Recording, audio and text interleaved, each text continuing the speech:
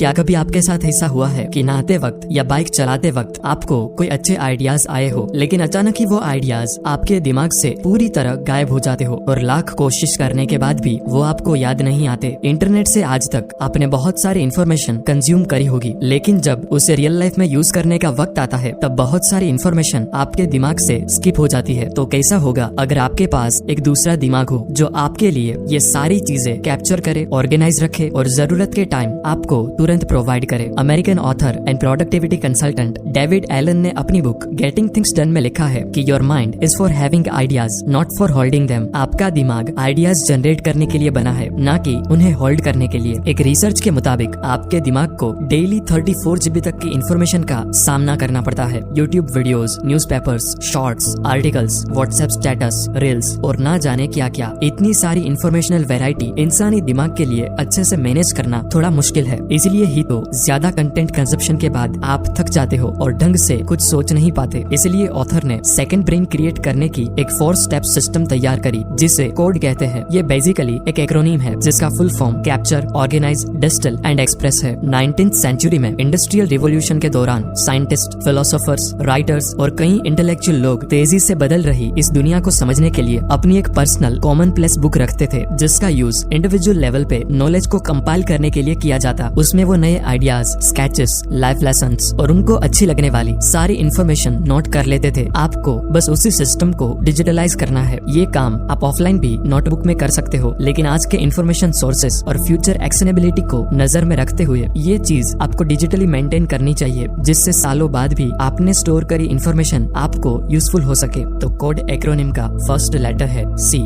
यानी capture. Nintendo में जब आप गेम बंद करते हो तब एक मैसेज डिस्प्ले होता है, everything not saved will be lost, जो बहुत डीप मैसेज है। समझाता हूँ कैसे। नवल रविकांत ने एक ट्वीट करा था कि inspiration is perishable, act on it immediately. Inspiration क्षणिक होता है, उस पे तुरंत एक्शन लीजिए। जब भी कोई नया आइडिया आए उसे लिख लो, कोई काम की वेबसाइट दिखे उसे बुकमार्क कर लो, अच्छे वीडियोस को पर्सनल प्लेलिस्ट में ऐड कर दो। वो सारी चीजें कैप्चर करो जो आपसे रेजोनेट करती हो। इन्फॉर्मेशन को दिमाग से पकड़ के कागज पे उतारने से दिमाग फ्री रहता है और आप आराम से डीप फोकस और हायर लेवल थिंकिंग के साथ काम कर सकते हो। इसका बेस्ट एग्जांपल है 14 Grammy award winner and American singer Taylor Swift, जिसके वर्ल्ड टूर से माना जाता है कि अमेरिकन इकोनॉमी में $5 बिलियन का व्यापार होगा। वो भी अपने लिरिक्स और वर्ड्स की राइमिंग्स को अपने फोन में ही कैप्चर करती है। तो आप भी अपने आइडियाज कैप्चर करने के लिए Evernote, Microsoft one note, notion, Apple notes या कोई भी digital note taking app use करो। पर्सनली मैं नोशन और एप्पल नोट्स यूज करता हूँ और टाइम टू टाइम उस डेटा को रिवाइज करने के लिए रीडवाइज यूज करता हूँ। सेकेंड ब्रेन का नेक्स्ट लेटर है O यानी ऑर्गेनाइज। इन्फॉर्मेशन इकट्ठा करके आपको डिजिटल कबाड़ी वाला नहीं बनना। कोई चीज तभी यूजफुल होगी जब जरूरत के टाइम आसानी से मिल जाए। आपके पास शायद दुनिया भर का सारा ज्ञान पड़ा हो, लेकिन वो ऑर्गेनाइज्ड और एक्सेसिबल ना हो तो कुछ काम का नहीं। इन्फॉर्मेशन को ऑर्गेनाइज रखने के लिए ऑथर पैरा मेथड सजेस्ट करते हैं। बचपन में आप कंप्यूटर में गेम्स, मूवीज, फोटोज और सॉन्ग्स जैसे फोल्डर्स बनाते थे, लेकिन फोल्डर्स को टॉपिक से ऑर्गेनाइज रखने के बदले एक्शनेबिलिटी से ऑर्गेनाइज रखना ज्यादा बेटर होता है। तो सबसे पहले आप 4 फोल्डर्स बना लो, projects, areas, resources and archives. ये फोल्डर्स आप नोट टेकिंग ऐप, ब्राउजर और कंप्यूटर में बनाओ और इन चारों फोल्डर्स के अंदर ही सारी चीजें आ जाएगी। पैरा मेथड में पहला फोल्डर प्रोजेक्ट्स का बनेगा। इसमें वो सारी चीजें रखो जिस काम के लिए एक क्लियर एंड पॉइंट हो। जैसे आपको एक असाइनमेंट कंप्लीट करना है तो वो एक प्रोजेक्ट हो गया। इस साल का ITR फाइल करना है तो वो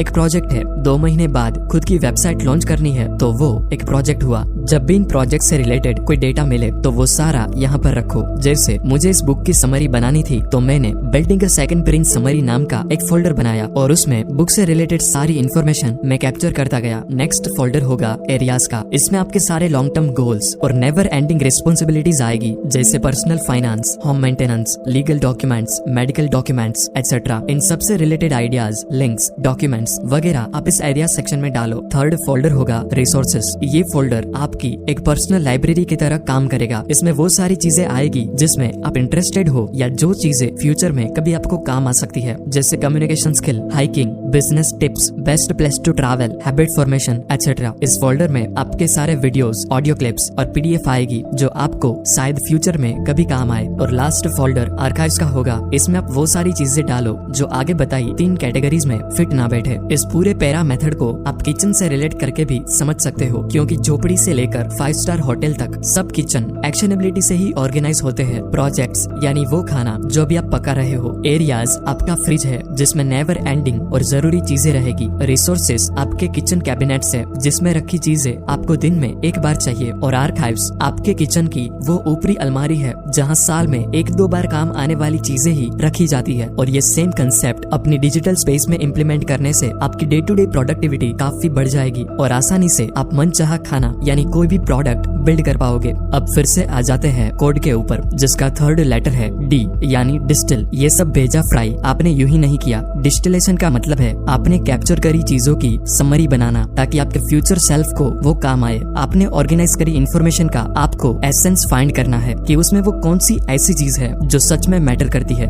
जैसे आइंस्टाइन ने अपनी थियरी ऑफ रिलेटिविटी का एसेंस फाइंड करके उसे सिर्फ एक इक्वेशन E=mc² में समराइज किया, वैसे ही आपको भी आपने सीखी बातों को अपने वर्ड्स में शॉर्ट में समराइज करके लिख लेना है ताकि बाद में आपको सब कुछ रीड करने की जरूरत ना रहे। और लास्ट लेटर ई का मतलब है एक्सप्रेस करना। आपका दिमाग नॉलेज का भंडार होगा, लेकिन आप उससे कुछ क्रिएट नहीं कर सकते तो सब बेकार है। इस स्टेज पर आपने सीखी चीजों को आप रियलिटी में कन्वर्ट करते हो। आपका दिमाग वेयरहाउस नहीं फैक्ट्री होना चाहिए। उसमें डाले रॉ मटेरियल का कुछ ना कुछ बनना ही चाहिए। छोटे से लेकर बड़े हर एक काम में अपने नॉलेज को एक्सप्रेस करने की रिक्वायरमेंट रहती है। और ये वीडियो भी मेरे एक्सप्रेशन का एक पार्ट है। मैंने जो भी सीखा उसे कैप्चर करा, उसे ऑर्गेनाइज करके डिजिटल प्रोसेस से उसका प्योर एसेंस निकाला और उसे वीडियो में कन्वर्ट करके आपके सामने एक्सप्रेस कर रहा हूँ। अमेरिकन न्यूरोसाइंटिस्ट नैन्सी एंड्रियसन कहती है कि इंटेलेक्चुअल लोग चीजों के बीच कनेक्शन फाइंड करने में माहिर होते हैं। वो अलग अलग डॉट्स को कनेक्ट करते हैं। जैसे मेरी ये थॉट प्रोसेस बहुत सारी छोटी छोटी इन्फॉर्मेशन के कनेक्शन से बनी है जो मैं अपनी प्राइवेट कम्युनिटी पे डेली शेयर करता हूँ। उसमें बहुत सारी चीजें आपको माइंड ब्लोइंग लगेगी, तो कुछ पोस्ट ऐसी भी होगी जो आपको पसंद ना आए, बट आई डोंट माइंड, क्योंकि डॉट्स ऐसे ही कनेक्ट होते हैं, आइडियाज ऐसे ही बनते हैं। वो प्राइवेट कम्युनिटी पोस्ट ही मेरी थॉट प्रोसेस और हैबिट्स का रॉ मटेरियल है। उसे एक बार जरूर चेक करना, लिंक डिस्क्रिप्शन में है। अब इस पूरी बुक को चंद वर्ड्स में समराइज करके बताऊं तो टियागो फोर्टे कहते हैं कि बहुत सारी इन्फॉर्मेशन याद रख के अपने दिमाग को लोड नहीं देना। आइडियाज को कैप्चर करने के लिए एक छोटी सी डायरी और पेन रखो या नोट टेकिंग ऐप का इस्तेमाल करो। इम्प्रूवमेंट और इनोवेशन एक्सीडेंटली नहीं होते, उसके पीछे